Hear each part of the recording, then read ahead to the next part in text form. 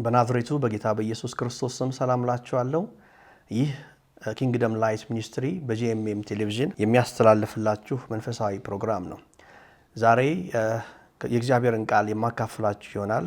የመልእክቴ ርዕስ መለኮታዊ ጣልቃ ገብነት በሚል ርዕስ ነው የማካፍላችሁ። ይህንን ሐሳብ የምናገኘው በሐዋርያት ሥራ ምዕራፍ 3 ከቁጥር 1 እስከ 10 ባለው ክፍል ውስጥ ነው። እስኪ ቃሉን እንመልከት። ጴጥሮስና ዮሐንስም በጸሎት ጊዜ በ9 ሰዓት ወደ መቅደስ ይወጡ ነበር። ወደ መቅደስም ከሚገቡት ምጽዋት ይለምን ዘንድ ሰዎች ተሸክመው መልካም በሚሏት በመቅደስ ደጅ በየቀኑ ያስቀምጡት የነበረ ከእናቱ ማዕፀን ጀምሮ አንካሳ የነበረ አንድ ሰው ነበረ። እርሱም ጴጥሮስና ዮሐንስ ወደ መቅደስ ሊገቡ እንዳላቸው ባየ ጊዜ ምጽዋትን ለመናቸው። ጴጥሮስም ከዮሐንስ ጋር ትኩር ብሎ ወደ እርሱ ተመልክቶ ወደ እኛ ተመልከት አለው። እርሱም አንድ ነገር ከእነርሱ እንዲቀበል ሲጠብቅ ወደ እነርሱ ተመለከተ። ጴጥሮስ ግን ብርና ወርቅ የለኝም፣ ይህን ያለኝን ግን እሰጥሃለሁ። በናዝሬቱ በኢየሱስ ክርስቶስ ስም ተነስና ተመላለስ አለው። በቀኝ እጁም ይዞ አስነሳው። በዚያን ጊዜ እግሩና ቁርጭምጭሚቱም ጸና። ወደ ላይም ዘሎ ቆመ፣ ይመላለስም ጀመር። እየተመላለሰም እየዘለለም እግዚአብሔርን እያመሰገነ ከእነርሱ ጋር ወደ መቅደስ ገባ። ሕዝቡም ሁሉ እግዚአብሔርን እያመሰገነ ሲመላለስ አዩት። መልካምም በሚሏት በመቅደስ ደጅ ስለ ምጽዋት ተቀምጦ የነበረው እርሱ እንደሆነ አወቁ። በእርሱም ከሆነው የተነሳ መደነቅና መገረም ሞላባቸው ይላል። ይህንን ሐሳብ ጠለቅ ብለን ከማየታችን በፊት የሐዋርያት ሥራን እንመልከት። በዚህ ሐሳብ አያይዘን የምናየው ምዕራፍ 1 የተወሰነውን ክፍል፣ ምዕራፍ 2 ደግሞ የተወሰነውን፣ ይሄኛው ምዕራፍ 3 ነው። ከዛን ደግሞ ምዕራፍ 4ን የተወሰነ አይተን ሐሳባችንን የምንጠቀልል ይሆናል። የሐዋርያት ሥራን የጻፈው ሉቃስ ነው። የሉቃስ ወንጌልን ከጻፈ በኋላ የሐዋርያትን ሥራ ጽፏል፣ ቴዎፍሎስ ለሚባል ሰው። ስለዚህ የሐዋርያት ሥራ ከሉቃስ ወንጌል የቀጠለ ክፍል ነው ማለት እንችላለን። የሐዋርያት ሥራን ስናየው ለምሳሌ ቤተ ክርስቲያን እንዴት እንደተመሰረተች እናያለን። መንፈስ ቅዱስ በሐዋርያት ላይ የወረደበትን ታሪክ እናያለን። የጳውሎስን አገልግሎት፣ በቤተ ክርስቲያን ወይም በቅዱሳን ላይ የነበረውን ስደት የምንመለከት ይሆናል እና ብዙ ሐሳቦች ስለ ቤተ ክርስቲያን ምስረታ፣ ስለ መንፈስ ቅዱስ እንቅስቃሴና እንዴት ወንጌል ከኢየሩሳሌም ተነስቶ ምድርን እንዳጥለቀለቀ የምናይበት የመጽሐፍ ቅዱስ ክፍል ነው። ምዕራፍ 1 እንመልከት። ቴዎፍሎስ ሆይ ኢየሱስ የመረጣቸውን ሐዋርያትን በመንፈስ ቅዱስ ካዘዛቸው በኋላ እስከ አረገበት ቀን ድረስ ያደረገውና ያስተማረው ዘንድ ስለጀመረው ሁሉ መጀመሪያውን ነገር ጻፍሁልህ ይለዋል ሉቃስ ለቴዎፍሎስ። ደግሞ 40 ቀን እየታያቸው ስለ እግዚአብሔር መንግሥት ነገር እየነገራቸው በብዙ ማስረጃ ከሕማማቱ በኋላ ሕያው ሆኖ ለእነርሱ ራሱን አሳያቸው። ከእነርሱም ጋር አብሮ ሳለ ከኢየሩሳሌም እንዳይወጡ አዘዛቸው ይላል። ከኢየሩሳሌም እንዳይወጡ አዘዛቸው። ጌታ ኢየሱስ ከትንሣኤ በኋላ ተገልጦላቸው ስለ መንግሥቱ ጉዳይ ከነገራቸው በኋላ ኃይልን ሳይቀበሉ ከኢየሩሳሌም እንዳይወጡ ምን አላቸው ይላል? አዘዛቸው ይላል። ነገር ግን ከእኔ የሰማችሁትን አብ የሰጠውን የተስፋ ቃል ጠብቁ አላቸው ጌታ ኢየሱስ። ዮሐንስ በውሃ አጥምቆ ነበርና እናንተ ግን ከጥቂት ቀን በኋላ በመንፈስ ቅዱስ ትጠመቃላችሁ አለ ይላል። ዮሐንስ ደቀ መዛሙርቱን በውሃ አጥምቋቸው ነበረ።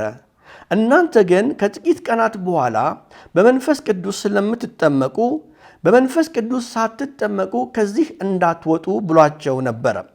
ወደ ምዕራፍ 2 ስንሄድ በመንፈስ ቅዱስ እንዴት እንደተጠመቁ እናያለን። ምዕራፍ 2 ከ1 ጀምረን እንየው። በዓለ 50 የተባለው ቀን በደረሰ ጊዜ ሁሉም በአንድ ልብ ሆነው አብረው ሳሉ ይላል። ሁሉም በአንድ ልብ ሆነው ይላል። እዚህ ጋር ትኩረት ልንሰጥ ይገባል። ጸሎት በአንድ ልብ ሆኖ የሚጸለይ ነው። በተከፋፈለ ልብ ከሆንን ጸሎታችን ተሰሚነት አይኖረውም። አንድ ልብ ያስፈልጋል። አንዳንድ ጊዜ በቤተ ክርስቲያን ጸሎት እንሰባሰብና ሁላችንም የተለያየ ሐሳብ ይኖረናል። ለምሳሌ ስለሆነ ጉዳይ አንደኛው ነገሩ እንዳይሆን የሚፈልግ ሰው ሊሆን ይችላል። አንደኛው ደግሞ ነገሩ እንዲሆን የሚፈልግ ሊሆን ይችላል። የተለያየ ሐሳብ ይዘን የምንጸልየው ጸሎት ተሰሚነት አይኖረውም። ጸሎት በአንድ ልብ ሆነን የምንጸልየው ነው። በአንድ ሐሳብ በአንድ ልብ ሆነን የምንጸልየው እና ደቀ መዛሙርቱ በአንድ ልብ ነበሩ። አንድ ዓላማ ነው ያላቸው ዓላማ ስለ ኢየሱስ ነው። ዓላማቸው ኢየሱስ ነው እና የነገራቸውን ነገር ይጠብቃሉ። ምን ብሏቸዋል? ኃይልን ሳትቀበሉ እንዳትወጡ ስላላቸው ያ ኃይል እስኪመጣ ድረስ በራቸውን ዘግተው ይጸልዩ ነበረ እና እንዲህ ይላል ቁጥር 2 ላይ ድንገት እንደሚነጥቅ አውሎ ንፋስ ከሰማይ ድምፅ መጣ ይላል። ሃሌሉያ!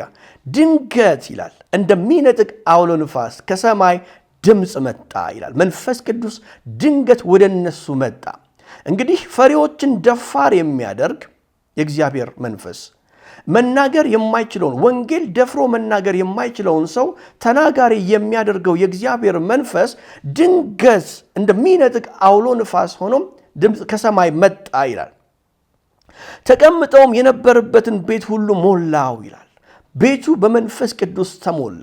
በተዘጋ ቤት ውስጥ ተቀምጠው በነበሩት ሰዎች ላይ ይህ መንፈስ አረፈባቸው፣ ወረደባቸው። ቁጥር 3 እንዲህ ይላል፣ እንደ እሳትም የተከፋፈሉ ልሳኖች ታዩአቸው ይላል። እንደ እሳትም የተከፋፈሉ ልሳኖች ታዩአቸው፣ በእያንዳንዳቸውም ላይ ተቀመጡባቸው ይላል። ክብር ለጌታ ይሁን። በእያንዳንዳቸው ላይ ተቀመጡባቸው። የቀረ ሰው አልነበረም። እነዚህ ሰዎች ሁሉም ነው ከመንፈስ ቅዱስ ተካፋይ የሆኑት። የቀረ ሰው አልነበረም። በሁሉም ላይ በር ዘግተው ሲጠባበቁ በነበሩት ሁሉም ላይ መንፈስ ቅዱስ አረፈባቸው ይላል። በሁሉም መንፈስ ቅዱስ ሞላባቸው፣ መንፈስም ይናገሩ ዘንድ እንደሰጣቸው በሌላ ልሳኖች ይናገሩ ጀመር ይላል። አሁን በተለያየ ቋንቋ መናገር ጀመሩ ይላል። ልክ ጌታ ቃል እንደገባላቸው ከጥቂት ቀን በኋላ ኃይልን ትቀበላላችሁ ብሏቸው እንደነበረ እንዲሁ ቃሉን ጠብቆ መንፈስ ቅዱስ ወደ እነሱ መጣ። አሁን እነዚህ ሰዎች ኃይልን ተቀብለዋል። ኃይልን ስለተቀበሉ በራቸውን ከፍተው ወደ ውጪ መውጣት ይችላሉ። አሁን ከኢየሩሳሌም መውጣት ይችላሉ። ወደ ይሁዳ ሙሉ መሄድ ይችላሉ። ወደ ሰማርያ መሄድ ይችላሉ። እስከ ዓለም ዳርቻ ድረስ የኢየሱስ ክርስቶስ ምስክሮች መሆን ይችላሉ ማለት ነው። አሁን ምዕራፍ 3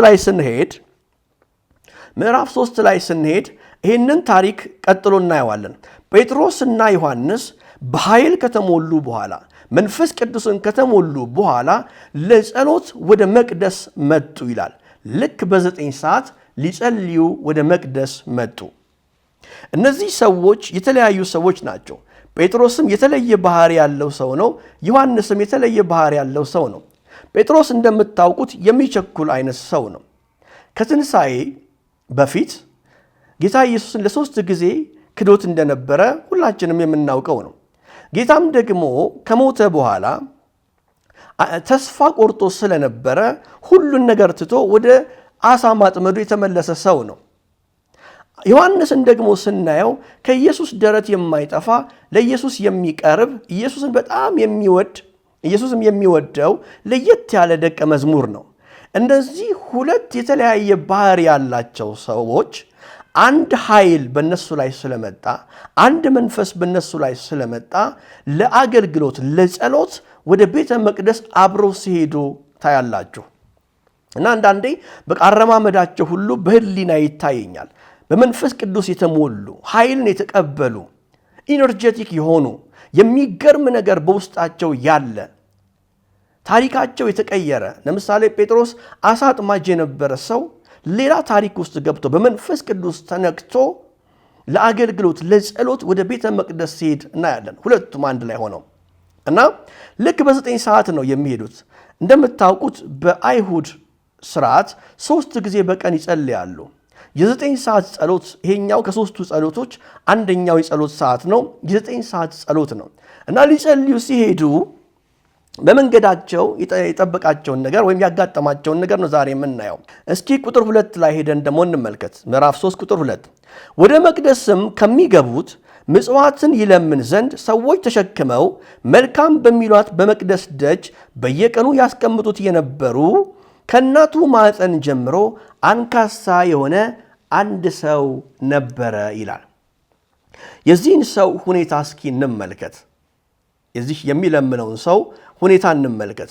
በመጀመሪያ ከእናቱ ማዕፀን ጀምሮ አንካሳ የነበረ ሰው ይላል። ይህ ሰው ከእናቱ ማፀን ጀምሮ ነው መራመድ የማይችለው። ቆሞ ሄዶ አያውቅም። ወደ ምዕራፍ 4 ሄዳችሁ ስታዩ ይህ ሰው ትልቅ ሰው ነው። ከ40 ዓመት የሚያልፈው ሰው ነው። በሕይወቱ ተራምዶ አያውቅም። ምክንያቱም ሲወለድ ጀምሮ ሽባ የነበረ ሰው ነው። ሰዎች ሲራመዱ ያያል እንጂ እንዴት መራመድ እንዳለበት የሚያውቅ ወይም መራመድ የሚችል ሰው አልነበረም። መራመድ አይችልም። አንዳንድ ጊዜ ሰዎች በተለያየ ምክንያት መራመድ ላይችሉ ይችላሉ፣ በተለያዩ አደጋዎች። ግን ምናልባት እነኚህ ሰዎች በልጅነታቸው ከጓደኞቻቸው ጋር ኳስ ተጫውተው ያውቃሉ፣ ዘለው ያውቃሉ፣ ተጫውተው ያውቃሉ፣ ተራምደው ሄደው ትምህርት ቤት ሄደው ያውቃሉ እና ከጊዜ በኋላ ነው መራመድ ያልቻሉት። ይሄ ሰውዬ ግን ፈጽሞ መራመድ አያውቅም፣ ተራምዶ አያውቅም እና ሰዎች ተሸክመው ነው ወደ ቤተ መቅደስ የሚያመጡት። በቤተ መቅደስ ደጅ ነው የሚያስቀምጡት። እንዲህ ይላል፣ ሰዎችም ተሸክመው መልካም በሚሏት በመቅደስ ደጅ በየቀኑ ያስቀምጡት የነበሩ ይላል። ሰዎች ይሸከሙታል። ራሱን የቻለ ሰው አይደለም። 40 ዓመት ያለፈው ሰው ነው። ይሄን ሁሉ ዓመት ሰው ተሸክሞት ነው በመቅደስ ደጅ የሚያስቀምጠው። ተራምዶ ስለማያውቅ ራሱን ስለማይችል ማለት ነው። እና ደግሞ ሚናል በየቀኑ ነው የሚለው። በየቀኑ ያስቀምጡት ነበረ። ጠዋት ተሸክመው ያመጡታል። ከዛ ሲለምን ይውላል። ማታ ደግሞ ተሸክመው ወደ ቤት ይወስዱታል። ራሱን አልቻለም ይሄ ሰው። ይሄን ሁሉ ዓመት በሰዎች ሸክም ላይ ያለ ሰው ነው ማለት ነው። እርሱም ጴጥሮስና ዮሐንስ ወደ መቅደስ ሊገቡ እንዳላቸው ባየ ጊዜ ምጽዋትን ለመናቸው ይላል። አሁን እንደ ማንኛውም ጊዜ እንደሚያደርገው ጴጥሮስና ዮሐንስ ከፊት ለፊቱ ሲመጡ አየና ለመናቸው ይላል። ምጽዋትን የለመናቸው ለዕለት የሚያስፈልገውን ነገር ለመናቸው ይላል። ጴጥሮስም ከዮሐንስ ጋር ትኩር ብሎ ወደ እርሱ ተመልክቶ ይላል። አሁን ጴጥሮስ ወደዚህ ሰው መመልከት ጀመረ። አንድ ሰው በልመና የሚተዳደር ከሆነ ወይም የሚለምነን ከሆነ ትኩር ብለን ካየነው የሆነ ነገር ልንሰጠው ነው ማለት ነው። ምክንያቱም እርግጠኛ ይሆናል ካየነው። ብዙ ጊዜ የምናደርገው አንድ ሰው ሲለምነን መስጠት ካልፈለግን ፊታችንን ነው የምናዞረው። በመኪናም የሚሄድ ሰው ካለ መስኮቱን ነው የሚዘጋው በሚለምን ሰው ላይ። ላዩ አይፈልግም፣ ምክንያቱም የመስጠት ፍላጎት ስለሌለው። ለዛ ሰው ልንሰጠው ካልፈለግን አናየውም። ጴጥሮስ ግን ትኩር ብሎ አየው ይላል። እንግዲህ ትኩር ብሎ ካየው የሆነ ነገር ሊሰጠኝ ነው ብሎ አስቧል ማለት ነው ካለው ልምድ። ጴጥሮስም ከዮሐንስ ጋር ትኩር ብሎ ወደ እርሱ ተመልክቶ ወደኛ ተመልከት አለው ይላል። አሁን ወደኛ ተመልከት አለው። ወደኛ ተመልከት ካለው አሁን እርግጠኛ ነው ይህ ሰው። ምንድን ነው የሚጠብቀው? ዕለት ዕለት የለመደው ነገር አለ። ከሰዎች የሚጠብቀው ገንዘብ እንዲሰጡት ነው። ለዕለት ጉርሱ የሚሆን ለዕለት እንጀራው የሚሆን ከሰዎች ይጠብቃል። ስለዚህ ጴጥሮስና ዮሐንስ ገንዘብ ይሰጡኛል ብሎ ነው የሚያስበው እንጂ በፍጹም ዛሬ ሕይወቴ ይቀየራል ብሎ አያስብም። አንዳንድ ጊዜ ጠዋት ስንወጣ የለመድነውን ነገር ነው የምናደርገው። ሁል ጊዜ የተለመደ ነገር ወደ ሥራ እንሄዳለን፣ እንመጣለን። ምናልባትም የአንዳንዶቻችን ሕይወት ሁል ጊዜ ተመሳሳይና አሰልቺ ሊሆን ይችላል። በናዝሬቱ በጌታ በኢየሱስ ክርስቶስ ስም እጸልያለሁ። የተደጋገመ ሕይወት፣ አሰልቺ ሕይወት፣ ጠዋትም ማታም ተመሳሳይ ዘመናትን ያስቆጠረ ተደጋጋሚ ሕይወት የሚኖር አንድ ሰው በክርስቶስ ኢየሱስ ስም ታሪኩ ይቀየር። በናዝሬቱ በጌታ በኢየሱስ ክርስቶስ ስም ከሰለቸበት ከዚህ ሕይወት መላቀቅ ይሁንለት። ይህ ሰውዬ ተመሳሳይ ሕይወት ነው የሚኖረው። ጠዋት ሰዎች ተሸክመው ያመጡታል፣ በመቅደስ ደጅ ያስቀምጡታል። የሚገርመው ነገር መልካም በምትባል ቦታ ነው የሚያስቀምጡት ይላል። የሚቀመጥበት ቦታ መልካም የምትባል ቦታ ነች። ይህ ሰው ግን መልካም በሆነ ሁኔታ ውስጥ አይደለም ያለው። አንዳንድ ጊዜ ሰዎች ትዳራችንን አይተው መልካም ትዳር ያለን ይመስላቸዋል። ግን እኛ በመልካም ሁኔታ ውስጥ ላንሆን እንችላለን። በክርስቶስ ኢየሱስ ስም መልካም ያልሆነ ትዳር በናዝሬቱ በጌታ በኢየሱስ ስም ይስተካከል። ሰላም ይሁን በኢየሱስ ስም። እና ይህ ሰውዬ መልካም በምትባል ቦታ ላይ ተቀምጦ ግን ዕድሜ ልኩን ከ40 ዓመት በላይ መልካም ባልሆነ ሁኔታ ውስጥ ያለ ሰው ነው። እና ጴጥሮስ ወደኛ ተመልከት አለው። እርሱም አንድ ነገር ከእነርሱ እንዲቀበል ጠብቆ ወደ እነርሱ ተመለከተ። በቃ የለመደውን ነገር ሁል ጊዜ ሳንቲም ነው የሚሰጠው ወይም የሆነ የሚበላ ነገር ይሆናል የሚሰጠው። ያንን ነገር ጠብቆ ወደ እነርሱ ተመለከተ። ጴጥሮስ ግን ይላል ብርና ወርቅ የለኝም፣ ብርና ወርቅ የለኝም አለ። እንዴ መጀመሪያ ተመልከተኝ ካለው በኋላ ትኩር ብሎ ካየው በኋላ እንደሚሰጠው ካሳየው በኋላ አሁን አስደሳች ዜና አይደለም የነገረው። ጴጥሮስ የጀመረው ካሳዛኝ ዜና ነው። ሰውየው ከሚፈልገው ነገር ሳይሆን ከማይፈልገው ነገር ነው የጀመረው። ብርና ወርቅ የለኝም አለው እና ብርና ወርቅ ከሌለ ለምንድነው ያየኝ? ለምንድነው ኤኝ ያላችሁኝ ብሎ ነው ሰውየው የሚያስበው በዛ ሰዓት። ብርና ወርቅ የለኝም ማለትና ያለኝን ግን አለው እሰጥሃለሁ አለው። አዎ ብርና ወርቅ የለኝም፣ ዛሬ ሳንቲም ብሰጥህ ነገ ተመልሰህ መልካም በምትባለው በዚች ቦታ ትቀመጣለህ፣ መልካም ባልሆነ ሁኔታ ውስጥ ሕይወትን ትገፋለህ። ምክንያቱም አሁን ያለበትን ሽባነት ሊፈውስ የሚችል አንዳችም ኃይል አንዳችም ገንዘብ የለም። ይህ ሰው ከእናቱ ማኅፀን ጀምሮ ሽባ ነው። ሽባነትን የሚፈውስ እንዲህ ያለን ሁኔታ የሚፈውስ የትኛውም ኃይል የለም። ይህንን የሚፈውስ የክርስቶስ ኢየሱስ ስም ብቻ ነው። ብርና ወርቅ የለኝም፣ ያለኝን ግን እሰጥሃለሁ። ዛሬ ቤተ ክርስቲያን ብር ከሚኖራት ወርቅ ከሚኖራት ትላልቅ ሕንፃዎች ከሚኖራት ኢየሱስ ቢኖራት ይሻላል። ብርና ወርቅ የለኝም አለ፣ ያለኝ ግን ኢየሱስ ክርስቶስ ነው ያለኝ፣ ያለኝን እሰጥሃለሁ አለ። ብዙዎቻችን ብርና ወርቅ ላይ ትኩረት እናደርጋለን። ከብርና ከወርቅ ግን የሚበልጠው ኢየሱስ ነው እና ያለኝን እሰጥሃለሁ አለው። እንዲህ አለው፣ በቀኝ እጁም ይዞ አስነሳው ይላል። ተነስቶ የማያውቀውን ሰውዬ፣ በሕይወቱ ተራምዶ የማያውቀውን ሰውዬ እጁን ዘርግቶ ጴጥሮስ አስነሳው ይላል። በዚያን ጊዜ እግሩና ቁርጭምጭሚቱ ጸኑ ይላል። እግዚአብሔር ሲመጣ እንደዚህ ነው። እግዚአብሔር ወደ ሕይወታችን ሲመጣ ዘመናት ያስቆጠረ ረዥም ዓመት ያስቆጠረ በሰው ታይቶ መፍትሄ ይገኘለታል ተብሎ የማይታሰብ ነገር በአንድ ጊዜ ለውጥን ያገኛል። ድንገት የሆነ ለውጥ ይሆናል። በናዝሬቱ በጌታ በኢየሱስ ክርስቶስ ስም ጸልያለሁ። ረዥም ዓመት ያስቆጠረ በሰዎች ተስፋ የተቆረጠበት ነገር በዚህ ቤት ቢኖር ዛሬ መፍትሄን ያገኝ። የትኛውም ሽባነት በክርስቶስ ኢየሱስ ስም መተርተር ይጀምር። የፋይናንስ ሽባነት ቢሆን የትኛውም ሕመም በናዝሬቱ በጌታ በኢየሱስ ክርስቶስ ስም በዚህ ስም ጸልያለሁ፣ ፈውስ ይሁን። ጴጥሮስ እንዳለው ብርና ወርቅ የለኝም፣ ያለኝን ግን እሰጥሃለሁ እንዳለ በዚህ ውድ በሆነ ስም ከወርቅና ከብር በሚበልጥ በናዝሬቱ በጌታ በኢየሱስ ክርስቶስ ስም ዘመናትን ያስቆጠረ ችግር የተፈታ ይሁን እና ቀኝ እጁን ዘርግቶ አስነሳው ይላል።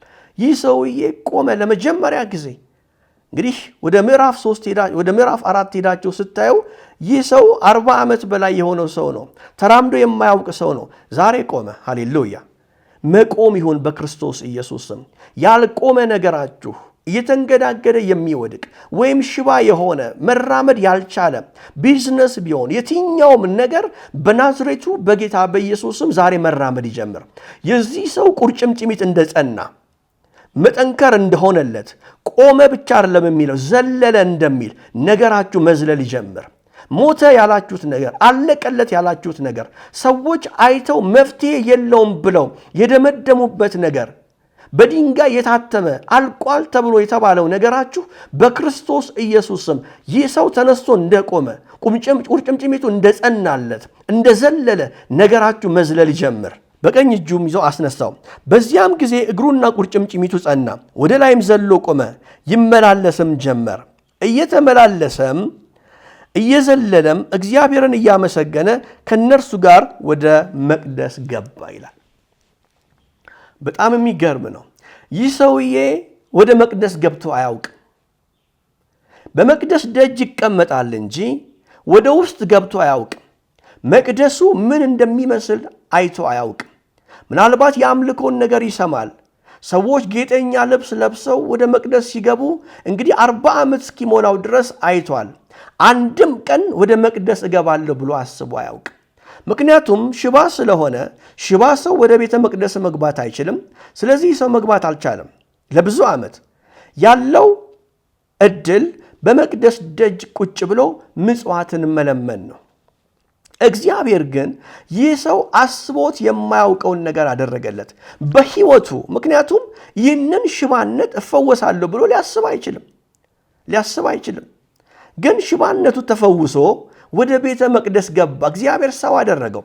ወዳልገመተው ስፍራ፣ ወዳልገመተው ቦታ ይመጥነኛል ብሎ አስቦት ወደማያውቀው ክብር እግዚአብሔር አስገባው። ዛሬም ጸልያለሁ በናዝሬቱ በጌታ በኢየሱስ ስም ባለብን ችግር ምክንያት፣ ባለብን ውስንነት ምክንያት ይህ ቦታ አይመጥነኝም፣ እዚህ ቦታ አልደርስም ባላችሁበት ቦታ እግዚአብሔር ያደርሳችሁ። በናዝሬቱ በጌታ በኢየሱስ ስም ጸልያለሁ። ይህንን ሰው ከሽባነት ፈውሶ እግሩና ቁርጭምጭሚቱን አጽንቶለት ወደ ቤተ መቅደስ ያስገባው ሰው ያደረገው ከሰዎች እኩል ያደረገው ጌታ እናንተንም ከወደቃችሁበት ቦታ አንስቶ ወዳልገመታችሁበት ስፍራ፣ ወዳልገመታችሁበት ክብር ያደርሳችሁ። ይህ ሰው ድንገት ተነስቶ ድንገት ነገሩ ተፈቶ ዘመናትን ያስቆጠረ 40 ዓመትን ያስቆጠረ ችግሩ ድንገት በክርስቶስ ኢየሱስ ስም ተፈውሶ ቆሞ ከሰው እኩል ወደ መቅደስ ገባ ይላል። ሕዝቡም ሁሉ እግዚአብሔርን እያመሰገነ ሲመላለስ አዩት ይላል። ይህ ሰውዬ ሰዎች ተሸክመው ጠዋት እኮ ይህን ሰው ሰዎች ተሸክመው ነበረ ወደ መቅደስ ደጅ ያመጡት። ይህ ሰው የሚጠብቀው ማታ ያ የሚሸከመው ሰው መጥቶ ወደ ቤት እንዲመልሰው እንጂ በእግሩ ቆሞ ወደ ቤተ መቅደስ እገባለሁ ብሎ አስቦ አያውቅም። ሕዝቡም ደነገጠ ይላል። አልፈውት ሄደው ወደ መቅደስ ገብተው ነበረ። ሲያልፉ ይህ ሰው መቅደስ ደጅ ላይ ተቀምጦ ይለምን ነበር። ምናልባትም ሳንቲም ሰጥተውት አልፎ ሊሆን ይችላል። አሁን ግን አጠገባቸው ቆሟል። ቤተ መቅደስ ገብቶ ወደማይመጥነው ስፍራ፣ ወዳልተገመተ ስፍራ ደርሶ አጠገባቸው ቆሞ እግዚአብሔርን ሲያመሰግን ሲዘል አዩት ይላል።